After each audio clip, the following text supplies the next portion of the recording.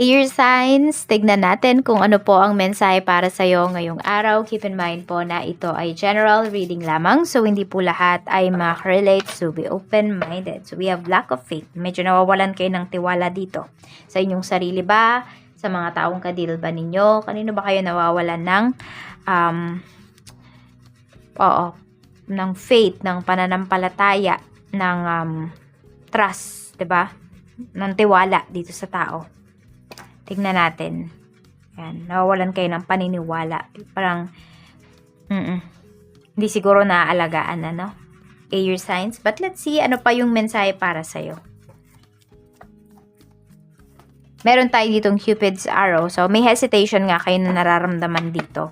Sabihin natin, you know what you want, pero may kayong ganyan. Oo, nagdadalawang isip yung iba sa inyo sa mga decisions ninyo sa isang tao, sa isang sitwasyon, sa isang bagay. Ayan po. So, tingnan natin ano pa yung mensahe para sa'yo. Spirit guide, ano pa po yung mensahe natin? Mensahe pa po natin kay Air signs, Gemini, Libra, Aquarius, Sun, Moon, Rising, and Venus. We have the Hunter. Okay, so parang may hinahanap ka dito sa isang sitwasyon, sa isang tao na to. Siguro yung feelings, you know what you're feeling, pero gusto mong makasiguro dito. Tingnan natin, we have vigilance. So, nag-iingat talaga yung karamihan sa inyo ngayon, air signs, or sinasabi ng universe that kayong mag-ingat talaga sa mga taong kadil ninyo. We have the Magician. Ayan. So, follow your intuition. Yan po. Actually, tahimik lang naman kayo ngayong araw na ito, air signs. Ang nakikita ko sa inyo dito is maraming pag-iisip. Yun yung gagawin ninyo dito. Isip kayo ng isip. Not naman to the point na mag-overthink kayo dito.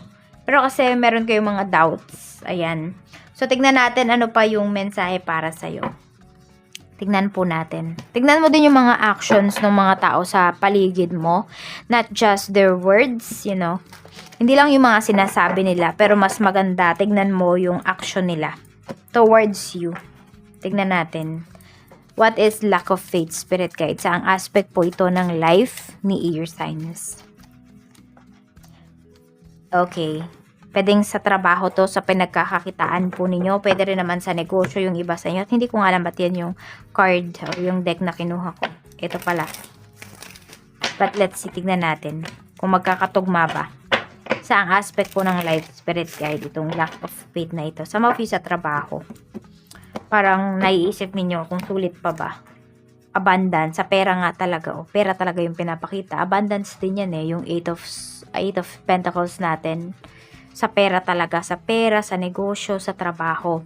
Yun yung pinapakita dito. Nawawalan kayo ng, sabihin natin, ng faith nga. Nawawalan kayo ng believe. Oo. Tignan natin. Baka meron lang kayong kailangan baguhin dito.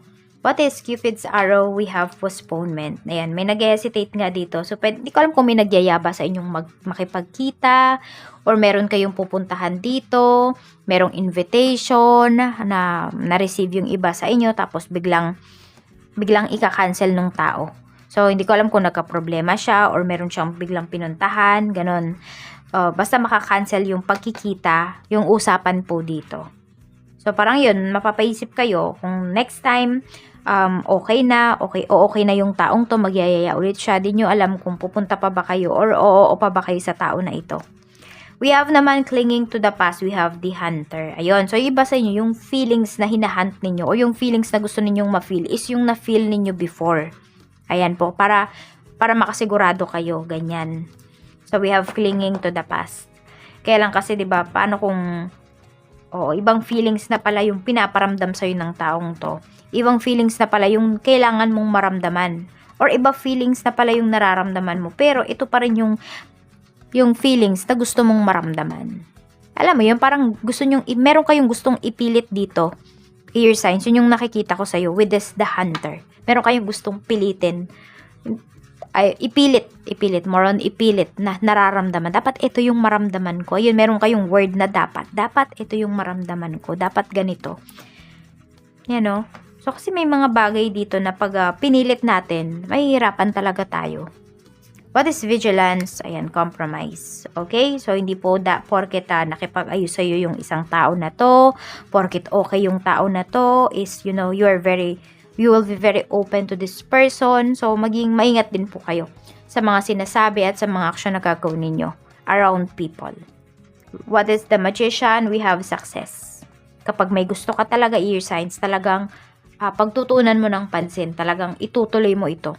So, tuloy-tuloy ka lang dito sa mga bagay na gusto mong ma-reach. Diba? Yan, diba? May inaabot ka dito. Alam mo yung mga gagawin mo. Alam mo yung mga approach na yan, air signs. Kaya ipagpatuloy mo yan. May mga naririnig ka man dito na mga not so good comments pagdating sa'yo.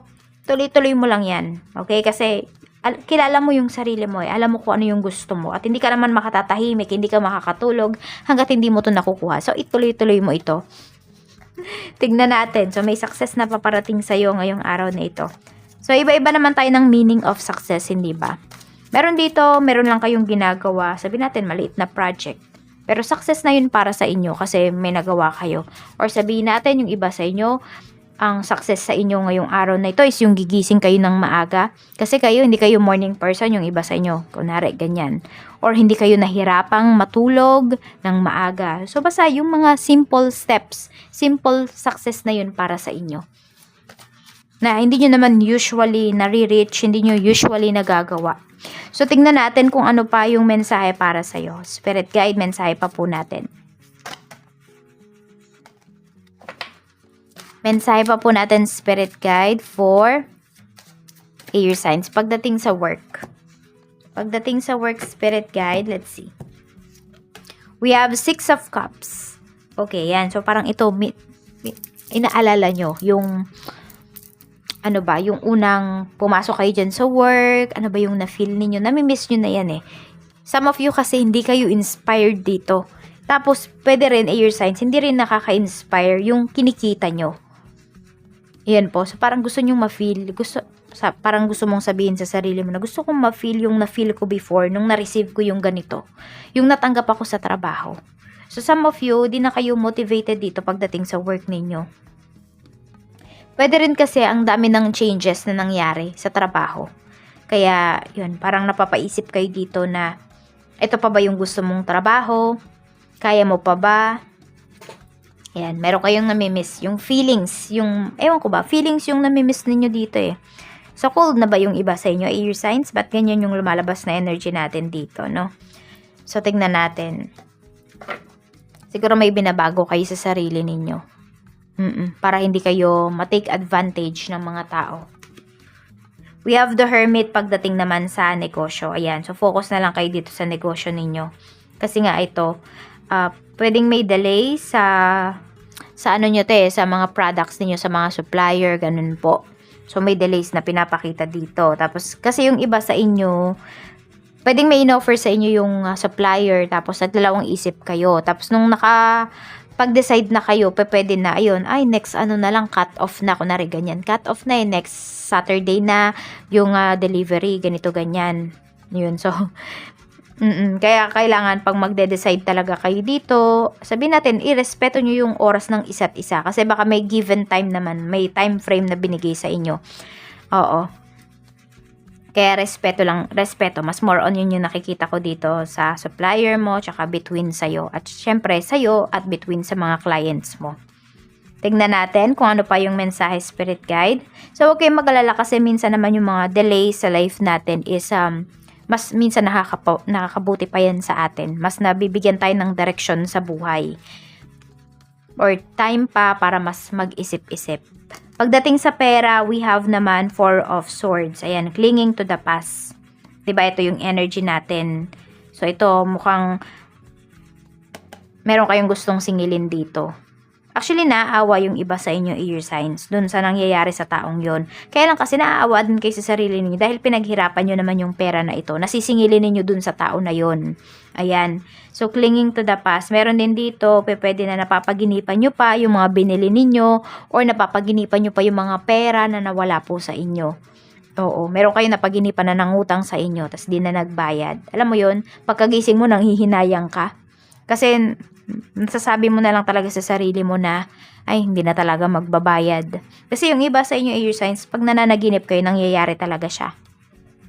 Or sabihin natin kung di siya nangyayari, is sign po yun na binibigay sa inyo ni universe. Meron tayong King of Wands pagdating sa relationship.